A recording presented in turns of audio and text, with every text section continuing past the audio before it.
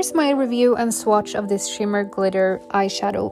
We have all seen these beautiful Korean eye makeup videos where the eyeshadow looks flawless and almost seem like it's wet. I wanted to try one of these shadows and I got this one from Amazon.